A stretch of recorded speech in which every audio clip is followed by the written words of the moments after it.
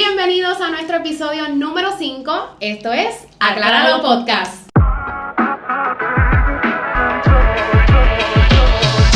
Hoy tenemos de invitada a Amandaliz Barbosa de Jesús. Ella es una trabajadora social y también es una empresaria, pero nosotras vamos a hacer tipo cuestionario hoy. Queremos conocer quién tú eres, saber de ti y tenemos ya unas preguntitas aquí guías, pero primero lo que vinimos. ¿Quién es Amandaliz? ¿Qué hace Amandaliz? ¿Cuál es su preparación? Pues mira, gracias por la invitación. Claro que sí, gracias a ti. Amandaliz es una trabajadora social, apasionada. Tengo bachillerato y maestría en trabajo social y actualmente soy empresaria de Proud Footwear, una marca de ropa deportiva. Como trabajadora social, mi experiencia ha sido muy variada. Trabajé 5 años en comunidades, específicamente en residenciales públicos. Trabajé con familias, con individuos. También experiencia con menores en la clínica y academia Comuniarte. Ahí también trabajé intervenciones con familia, donde pudimos, ¿verdad?, como que hacer intervenciones y sobre todas las cosas orientaciones y talleres a los padres, así que no se limita exclusivamente a trabajar con los menores. En ese caso pues trabajamos mucho con las familias, así que eso es bien importante, que lo vemos siempre, ¿verdad? En el a diario vivir, es importante trabajar con las familias, tan solo con los niños, ¿verdad? Pero esa orientación a las familias siempre se tiene que dar. Definitivamente. De acuerdo. Y en Arroz y Habichuelas, para las personas que no saben o que tienen una idea quizás limitada sobre lo que es trabajo social. Me incluyo porque antes de que tú unieras a nuestro equipo, yo, pues, la trabajadora social siempre está en la escuela y es la que resuelve los problemas. Correcto. Pero ya trabajando de la mano con Amandaliz, veo que es una profesión bien amplia y que es necesaria para todos los entornos, no solamente para las escuelas. So, ese es nuestro eslogan en Arroz y Habichuelas. ¿Qué es o cuál es el trabajo de una trabajadora social? Pues mira, gracias por la pregunta, porque muchas veces la sociedad nos ven como las malas, como que las que van a llamar al departamento de la familia, nos van a quitar niños, nos van a quitar los menores. Pues no, ¿ok? Realmente es un trabajo en conjunto. Somos facilitadores de procesos, que damos herramientas basadas en evidencia claramente, que te pueden ayudar ¿verdad?, a pasar estos procesos difíciles de vida a nivel social, a nivel emocional, a nivel educativo. Así que realmente son procesos, somos entes facilitadores de procesos, como que no... Ustedes acompañan. Acompañamiento 100%.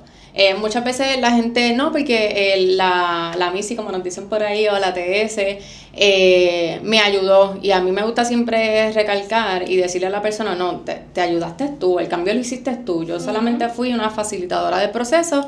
Y eso es a lo que nos dedicamos en diferentes escenarios, como dice Melissa, no solamente como que pensamos en trabajo social, escuela o departamento de la familia, no, realmente abarca mucho, un trabajo social, así que definitivamente estamos en muchos escenarios. So, ustedes pueden estar en escuelas, en clínicas, en hospitales, en mismas instituciones o compañías quizás grandes que necesiten también. Sí, instituciones privadas, gubernamentales. Donde hayan personas. Donde haya... Exactamente. En todos lados. Exactamente. ¿Cuál es la ley, verdad? Como nos vamos a enfocar más en los niños, ¿cuál es la ley de derechos de menores? Ok, esa ley es la número 57 del 2023, según enmendada. Se llama la Ley para la Preservación de la Unidad Familiar, Prevención de Maltrato y para la Seguridad, Bienestar y Protección de los Menores. Abarca todo eso. Muchísimo. Sí. Entonces, en cuanto a esa ley, ¿qué responsabilidad nosotras vamos a salirnos o quitarnos los sombreros de profesionales como personas? ¿Verdad? Quizás nosotras no todo el mundo tiene el conocimiento sobre lo que abarca la ley, pero no tener el conocimiento nos exime de. ¿Qué nosotras como profesionales o como personas debemos saber sobre esta ley? Ok. como dije al principio, la ley abarca muchísimo, pero es bien importante recalcar ese punto de cuál es la responsabilidad de nosotros como ciudadanos, de nosotros como sociedad, fuera de patóloga del habla, maestra, policía, trabajador social, enfermera, etcétera, etcétera. Porque la gente, como tú dices, tiene el desconocimiento y alza las manos y no hace nada. Y la ley establece que nosotros como sociedad, como ciudadanos en carácter natural, simplemente porque somos ciudadanos, tenemos la responsabilidad y la obligación de ser parte del proceso de hacer valer los derechos de los menores. Así que en Arroyo Habichuela, como dicen ustedes, esto hace referencia a que si yo veo algún tipo de maltrato o sospecho, no necesariamente lo tengo que ver, tengo que tener la evidencia sustancial. Si yo a la mínima sospecha de un maltrato, tengo la obligación y la responsabilidad de hacer el referido correspondiente. Y entonces va de la mano de esa pregunta a cómo lo reportamos. Porque quizás, ¿verdad? Pues vemos algún maltrato de algún vecino en la misma calle, porque se ha visto en comercio, ¿verdad? Pero ¿cuál es el proceso para reportar ese proceso, ¿verdad? Que se está dando de maltrato. Siempre me gusta aclarar que todos los casos son muy diferentes. Y las circunstancias son bien diferentes. Así que obviamente pues se va a trabajar de forma diferente. Pero en general, definitivamente que llamar al departamento de la familia. Esa es la opción, sí, esa es la opción número 1, llamar al departamento de la familia, hacer, ¿verdad? El reporte pertinente. Y me gusta también decir que muchas veces tenemos esta mala o esta equivocada idea de que si llamo al departamento de la familia, por ejemplo, dijiste vecina. Yo soy vecina y si llamo al departamento de la familia me voy a meter en problemas. O entonces la persona va a saber porque que yo llamé. La persona va a saber que fui yo y yo no me quiero meter en problemas. Esta vecina presenta, porque es que es lo que yo voy a decir. Definitivo. Metiéndose en lo que no le importa. Definitivo. Y es importante aclarar que usted puede hacer el referido de manera anónima. Como que no se tiene que identificar a decir, hola, yo soy Amanda Liz Barbosa, soy la vecina de fulana de tal, y estoy reportando. No, no se tiene que dar ese proceso, usted lo puede hacer de manera anónima. Cabe recalcar también que si lo haces de forma anónima, no vas a tener el número de seguimiento del caso. Sí, que tú vas a reportarlo, pero no vas a saber el seguimiento. Que no vas a saber qué pasó con el caso. Versus si lo haces en carácter natural, que te pueda identificar, o profesional, pues ellos tienen la obligación de darte un número de casos para tú poder darle seguimiento en 24 horas. Y así tú poder saber si ese reporte pasó a la unidad de investigación o no. Y a la persona que yo reporte, le van a decir, mira, te estoy llamando para investigar o para indagar un poquito más porque tu vecina Melissa llamó y dijo tal. ¿Las autoridades le dicen quién llamó para reportar? No. Que aunque yo dé mi nombre, identificada. Aunque yo me identifique que fui yo misma. Aunque tú te identificas, aunque yo haga un referido como trabajadora social, quienes investiguen el caso, allá en el departamento de la familia, o sea, los trabajadores sociales que investigan el caso, no tienen el derecho, o sea, no pueden divulgar el nombre de la persona que hizo el referido. Que ellos como quiera no van a saber que fui yo quien reporté. Exactamente, eso es confidencial 100%. No obstante, como quiera, a mí siempre me gusta cuando hago la llamada como trabajadora social, como que hacerle el hincapié aquí a la persona que me está, para que conste en llamada y para que lo anote en el reporte. Sí, yo creo que eso es bien importante, ¿verdad? Porque a veces, personalmente no me ha llegado ningún caso, ¿verdad? A mi clínica que tenga, o a nivel de vida, ¿verdad? No me ha llegado ningún caso, pero es importante conocerlo, porque uno nunca sabe lo que pueda pasar, y ver, ¿verdad? Que un niño pues tenga un moretoncito un día, pero siga con un moretoncito, o tenga una actitud, ¿verdad? Desafiante, porque van a presentar actitudes y conductas desafiantes, que eso es bien importante, ¿verdad? Que lo podamos traer también con un psicólogo, porque definitivo. El daño que le estás haciendo psicológico al niño va a ser grande, o sea, va a ser grande. Y yo creo que es un proceso que cuando se trabaja con niños hay que trabajarlo con mucha cautela, con mucho cuidado, porque también estamos afectando al niño. Sí, y eso es lo que no a veces los papás, ¿verdad? Y pueden ser otros familiares, que que se afecta todo, o sea, se afecta Todo, a la familia todo. completa. La unidad y no sé si lo familiar has podido completa. ver, no sé si puedes darnos algún ejemplo de algún caso que hayas tenido, o algo, ¿verdad? Que hayas visto que ya se haya afectado, que entendemos, ¿verdad? Que se afecta a todo. Pues mira, esto obviamente tratando de mantener la confidencialidad Sí, claro. del caso, pero he tenido diferentes tipos de casos en donde, por ejemplo, los más fuertes fueron en residenciales públicos. Okay. Donde ahí sí verdaderamente tú eres la mala. En la mayoría de las ocasiones y cuando haces el referido no van a pensar que fue la vecina, Claro, no. que fue, no, siempre es la TS. Sí, porque para eso estás tú ahí. Ajá, según ellos y ellas, ese es mi trabajo, o sea, llamar para que remuevan los menores. Pero sí, tuve varios casos, pero uno en específico que hubo remoción de menor y aunque no lo crean, uno lo está haciendo por el bienestar del menor. Sin embargo, como ser humano no deja de doler ni deja de ser un proceso fuerte. Claro. Porque en esa unidad familiar no era un solo menor. Así que se hizo referido por un solo menor, pero se vio afectada la unidad familiar completa porque, ¿verdad? Por el protocolo, el departamento de la familia hace remoción de los otros menores. Y la gente no sabe, saliéndonos ¿verdad? De lo profesional, cuál es la responsabilidad como ser humano de nosotros conocer sobre esta ley, porque no la saben. Y no saben que nosotras podemos, si eres una persona, puedes hacer ese referido, puedes reportarlo. Y lo estamos haciendo para el beneficio de los niños y las niñas. No lo estamos haciendo para mal. Exacto. No lo estamos haciendo para que esa unión familiar pues ya no exista, Claro. para crear discordia, sino todo lo contrario, sino para el beneficio de esa familia y en ese a caso largo plazo directamente del niño, de la niñez. Entonces, ¿qué hacemos, por ejemplo, si yo sospecho que hay algún maltrato en un menor? Vamos a ponerle el escenario clínico, aquí mismo en las clínicas de nosotras. Si yo sospecho que este nene, como dijo Ginny anteriormente, vino con un moretoncito hoy, al otro día vino con... se le rompió la ceja o en el ojo, es cosas como, ¿verdad? Bastante consecutivas. Exacto. ¿Qué yo hago? ¿O cuál es mi responsabilidad? ¿Cómo empiezo? Que lo podemos ver porque son niños, son niños y mamá no puede estar todo el tiempo, ¿verdad? Aunque estamos detrás de ellos, pero quizás pues que es un niño demasiado activo, con una condición y puede pasar.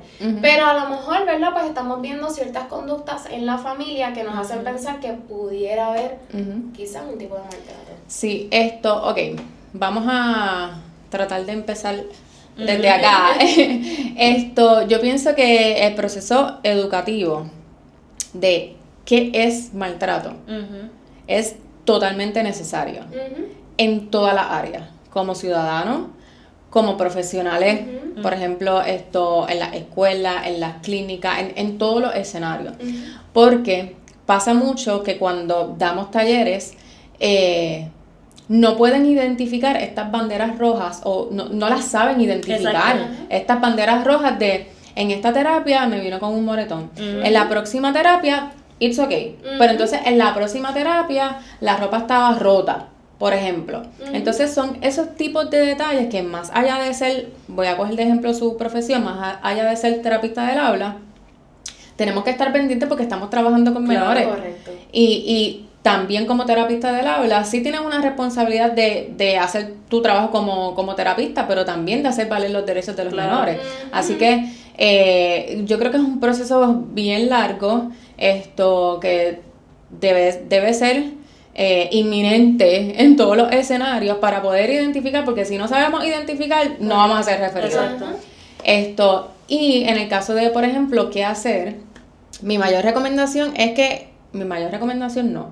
debe cada patrono tener un protocolo en caso de sospecha de maltrato.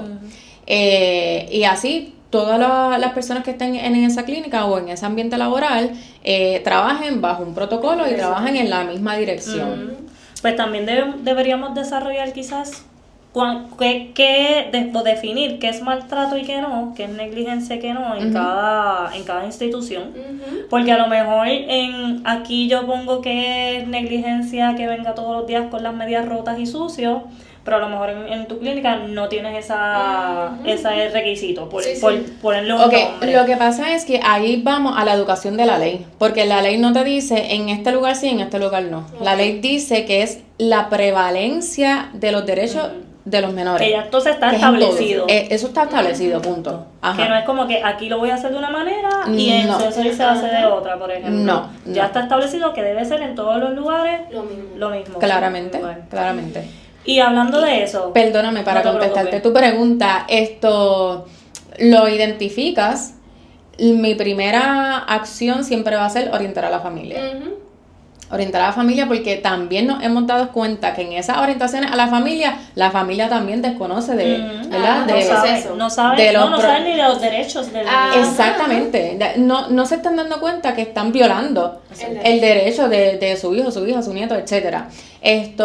Y obviamente, como siempre me gusta destacar, todo va a depender de la circunstancia. Si ese momento tú estás viendo alguna señal, haces la orientación a la familia y esa señal no pone en riesgo la vida, la seguridad y la salud del menor, tú lo puedes orientar y dejarle en orientación, decirle, ¿verdad?, sobre la ley, hablarle sobre la ley y decirle, vamos a estar, ¿verdad?, al pendiente y vamos a trabajar en conjunto para que esto no vuelva a suceder o buscar las herramientas necesarias. Pero sí, siempre esa orientación familiar debe estar, siempre y cuando lo que tú estás observando no ponga en riesgo la vida, porque si es algo inminente que pone en riesgo la vida del menor, olvídate de la orientación, tú vas a llamar directamente al departamento. Hay que tener juicio con lo que uno va a... ahí de lo sí, hay que saber discernir cuándo sí, cuándo no, o sea... Y saber, ¿verdad? Cuando papá quizás a lo mejor está diciendo que eso a lo mejor no lo podemos medir ni podemos saber, diciendo, ¿verdad? Como quien dice la verdad. Hace mucho tiempo tuve un casito después de un niño que cambió su conducta erradicadamente. Así que yo pregunté a mamá si había algún cambio en el hogar. Pues hubo un cambio, había maltrato de sus papás, así que el niño estaba viendo eso.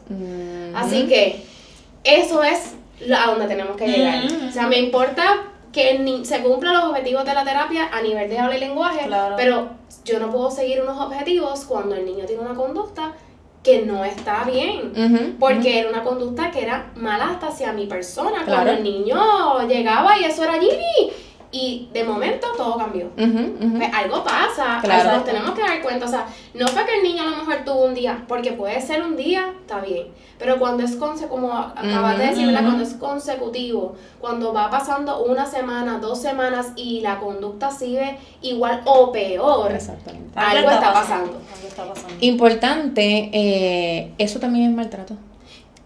Eso es maltrato por negligencia. El que papá, mamá o mamá, papá, etcétera, tengan un proceso violento, o sea, una discusión o incluso agresión física frente a menor, es maltrato y hay que llamar al departamento de la familia. Pues hemos hablado de, ¿verdad?, cómo los vamos a reportar, pero ¿cuáles son los derechos de los niños y las niñas? Porque no los hemos mencionado, o quizás no todo el mundo lo tengamos claro, eso es lo que queremos trabajar hoy. ¿Cómo los podemos enumerar? Yo sé que quizás son muchos son extensos, pero podemos quizás enumerarlos. Son extensos, pero consono a la responsabilidad como sociedad, básico. Los menores tienen derecho a un hogar. Un hogar que tenga, obviamente, agua, luz, lo esencial. Agua, luz, que tenga su cuarto, que tenga ropa, que tenga comida, etcétera. Los menores tienen derecho a la educación. Los menores tienen derecho a la seguridad. Los menores tienen derecho a servicios de salud, tanto física como mental. Los menores tienen derecho a la diversión. Y a veces, nos topamos mucho. Gracias. Nos topamos mucho. Derecho. Sí. De que pues lo llevan a la escuela, pero nunca participaban, por ejemplo, en excursiones fuera de la escuela o en actividades fuera de la escuela. Que son necesarias. Que son totalmente necesarias. Así que cuando se orienta, ¿verdad? Mira, hemos hecho, por dar un ejemplo, hemos hecho 5 actividades fuera de la institución, menor no se ha presentado, ¿verdad? Y tú ocultas un poquito más allá de, no porque está enfermo, no porque no puedo faltar al trabajo, no porque... Cuando uno oculta más allá, simplemente es que mamá, papá, cuidador principal no sabe que es un derecho que los menores tengan ese proceso y ese acceso a la recreación, esa experiencia, claramente. O en la escuela, te portaste mal, no vas al recreo, no puede pasar. Ese es su derecho. Se portó mal, pues. Así lo castigan. Pues hoy no hiciste la tarea, pues no vas a ir al patio. Exacto. No te toca patio hoy porque no hiciste la tarea. Con una actividad que donde ellos les gusta porque claro, se liberan, conectan con la naturaleza, con los demás, como que es algo que no es negociable. Tienes que buscar otra forma de cómo enseñarle o educarlo, pero quitarle su recreación no es opción. Que a lo mejor, o a lo mejor no, es el derecho del niño, ¿verdad? Pues de que se divierta y se recree. Y a lo mejor está esperando esa parte de soltar. Es lo que está esperando y en la tarde, todo el día. En la tarde te va a hacer todas las tareas que quiere, pero lo que está buscando es, ¿verdad? Porque hay muchos niños con condiciones y con no condiciones, típicos y atípicos, que necesitan ese hasta nosotros mismos. Eso te iba a decir. Como cuando uno está trabajando y trabajando frente a la computadora y uno se da cuenta, no, espérate, yo necesito un break, yo me voy para afuera, yo voy a tomarme mi cafecito, yo voy a, ¿verdad?, a hacer otras actividades fuera de lo que estoy haciendo todo el tiempo, en constantes horas, porque lo necesitamos liberar, necesitamos respirar, tú sabes, bajar esos niveles de estrés, que los niños también ¿verdad? Que como adultos nos podemos controlar. Imagínate un niño que su nivel de atención y de seguir instrucciones es corto. No, hay que están aprendiendo a autorregularse, a saber, a identificar las emociones, a cómo trabajar con esa emoción, a nosotras las adultas. Y nos cuesta a veces, imagínate. Entonces, también privarle de eso, no. Sí. Y eso es algo que las personas no saben, que es un maltrato. Porque lo estás privando. Por eso te digo que cuando hablamos de maltrato y derechos de menores, es una educación tan extensa que debe ir a todos los lugares, por eso mismo, porque el desconocimiento de la ley no te exime, pero entonces tampoco estás, ¿verdad?, ayudando al proceso de hacer valer, en este caso, los derechos de los menores. Así que. Sí, y me gustaría también hablar un poquito sobre los derechos de los menores para recibir servicios, porque muchas veces, no sé si te ha pasado, Ginny, que tú recomiendas, mira, pues lo traíste a evaluación de habla y lenguaje conmigo, pues yo te recomiendo ocupacional, te recomiendo que neuro, porque según, ¿verdad?, mi juicio clínico, yo entiendo que debe ser evaluado por esto y esto. A veces los papás te dicen, ay no, yo no considero que no necesita la ocupacional, como que el papá te va como que por encima. Sí, pasa. Y ahí también entra, pues esto es negligencia de los papás, porque yo te estoy, como clínico, yo te estoy brindando una recomendación que mira, yo siempre digo, papás, vamos a hacerlo para descartar o identificar, a lo mejor no tiene nada más, pero yo no soy la especialista en esa área. Pero los papás no saben que al negarse puede ser negligencia, y nosotras como profesionales se supone que pues mira, nos sentemos a hablar con ellos o les expliquemos, y si no vemos nada, pues reportamos. Pero eso lo estamos hablando aquí porque lo sabemos, pero yo sé que mucho. Y porque pasa muchísimo. Y porque les ha pasado. Porque me ha pasado muchísimo en el área de las evaluaciones audiológicas. Necesito que le hagas un cernimiento auditivo y le explico. O sea, no te estoy diciendo, ¿verdad?, por qué te estoy enviando, te estoy explicando el porqué de mis sospechas. No, mi niño escucha bien.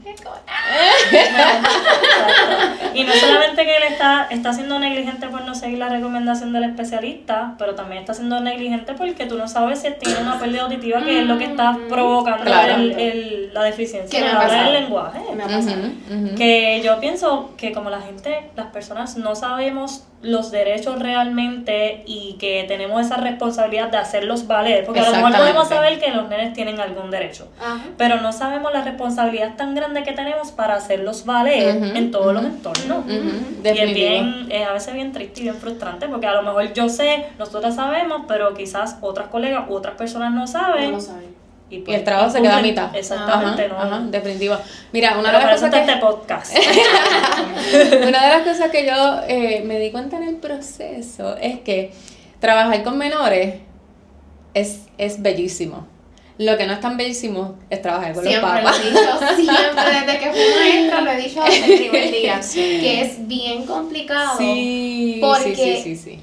Oye, yo no soy mamá, Melissa, ¿verdad? Es mamá, pero a lo mejor, ¿verdad? Yo siempre pensaba como que es que esos son sus bebés y se ponen esta gringola de que aquí no es mi bebé no puede tener este problema, pero te estoy ayudando a que eso no sea un problema que se pueda resolver. Claro. Porque todo problema tiene una solución. Claro. A tiempo, mejor. Pero es como tú dices, sí. Es pasa bien un difícil. proceso de negación. Correcto. Proceso de negación, pero ese referido debe ir incluido con una orientación una orientación más allá de esto es la ley, esto es lo que dice, más empática, más humanizada, en que ellos y ellas entiendan que lo estoy haciendo por el bien de todos y de todas, porque al final del día, si lo identificamos a tiempo, en caso de que hubiese algo, lo podemos trabajar en conjunto y quizás el trabajarlo ahora te evita muchos problemas en un futuro, así que mirándolo desde esa perspectiva y hacerlo entender, ¿verdad? Desde esa perspectiva,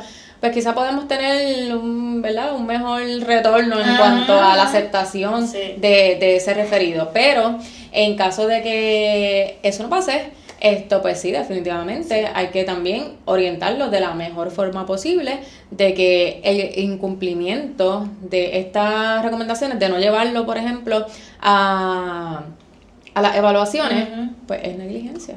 Y entonces hay que hacer los referidos pertinentes. No, y hay que hacer como también un acercamiento a los papás que tampoco sea muy abrupto, ¿verdad? Que sea algo bastante suave, porque después ellos van a pensar como que, esta me va a referir, si no hago tal cosa me va a llamar me está, como quien dice, social. Obligando. Y no es así. Es que simplemente, ¿verdad? Porque queremos el bienestar del niño, queremos que se vea el progreso del niño. Lo que estamos buscando es que lo pueda realizar. Sí, definitivo. En ¿verdad? Las diferentes recomendaciones que se le da. Así que eso es bien importante y yo entiendo que este podcast ha sido muy bueno ¿verdad? En ese sentido de que conozcamos la ley y conozcamos nuestra responsabilidad como sociedad, como profesionales, como ciudadanos. Exacto. Y antes de acabar, tengo 2 preguntas más. Anda. ¿Hay algunas agencias gubernamentales, además del Departamento de Educación, que nosotras podamos llamar o que podamos decirle a los papás, mira, te orienté a este papá, pues mira papá, quiero que llames a este sitio, a ver si entonces nos brindan más información, orientación a la familia, algún acercamiento ya sea a la clínica, a la misma casa, o es todo con el departamento? ¿Cómo lo podemos...? ¿De qué diferentes maneras o qué diferentes opciones, antes de quizás reportarlo, pudiéramos brindarle a los papás? Va a depender del caso, como que si el caso tiene que ver con la educación, pues el Departamento de Educación. Si el caso tiene que ver con los referidos, que no han ido al médico, etcétera, pues el Departamento de Salud, por ejemplo. Todas estas agencias gubernamentales tienen que trabajar en conjunto para hacer valer los derechos de los menores. Entiendo. En las diferentes áreas. El Departamento de Seguridad, de Educación, claramente el Departamento de la Familia, incluso la Procuradora de la Mujer también, porque ellos dan servicio a mujeres que han sido, ¿verdad? Exacto, maltratadas. Sí, porque muchas veces hay un background que quizás nosotros podemos identificar al niño porque es el que llega a nosotras y claro, lo vemos es tu 2 veces paciente por semana, pero quizás hay algo más allá que quizás nosotros no lo podemos identificar, pero al hacerle ese referido o brindarle esa recomendación, pues podemos ayudar de otra manera. Definitivo, el Departamento de Justicia también, incluso tanto el Departamento de la Familia como el de Justicia tienen una línea que es para orientación familiar, que ahí, en caso de que tengas alguna duda, etcétera, puedes llamar y hacer tu orientación en carácter natural o profesional, porque yo he llamado, por ejemplo, en carácter profesional, y ellos tienen línea de orientación a la familia. Así que una agencia gubernamental no es las redes sociales, por favor. Gracias. Usted ve algún maltrato, usted no va a correr a grabarlo y a subirlo a las redes sociales, porque es algo que se está viendo demasiado mucho en este 2025. Demasiado. Y es triste porque tú dices, ¿para qué tú quieres subir eso a las redes sociales? Sí, ¿qué hiciste? ¿Qué hiciste? Exacto. Nada. ¿Cómo protegiste a la persona? Y menos un menor. Ajá. O sea, no creemos en esta parte, o sea, hay a ciertas agencias, hay ayudas, hay orientación en diferentes áreas aquí en Puerto Rico que no son las redes sociales. Así que eso es algo que tenía que decir, que tenía que sacar en el corazón, porque es que ahora pero para todo, estoy de acuerdo. Grabas, subes y allá posteas en Facebook, posteas, comentarios. Y a Nene le dieron la pela, tú no lo reportaste ni a la mamá ni al papá, y al otro día volvieron y le dieron la pela porque te fuiste viral, pero el nene sigue igual en la casa. Exacto. Sigue el no hiciste nada. De hecho, ahora que estás hablando de eso, no sé si han visto que también estaba muy viral, esto de que están reportando como explotación en los menores por los excesivos torneos que hay deportivos. Sí. Tengo mucho que hablar de eso porque yo hice como que introspección y yo, es verdad, yo jugaba 10 torneos durante un semestre, son 10 fines de semana casi corridos, uno jugando torneos y uno no va a jugar un juego. Claro. Pero eso está... Definitivo, pero entonces fuerte. De lo que nadie habla, todo el mundo le tira como al DRD, que no está haciendo nada, que sí, que vamos, sí hay que señalar y decir que no están siguiendo los protocolos, porque el protocolo está, que no lo están siguiendo son otros 20 pesos y hay que definitivamente señalarlo y hacer algo. El Departamento de Justicia, etcétera, pero si estamos hablando de menores y si estamos hablando de explotación, ¿por qué por qué no estamos hablando del Departamento de la Familia? Exacto.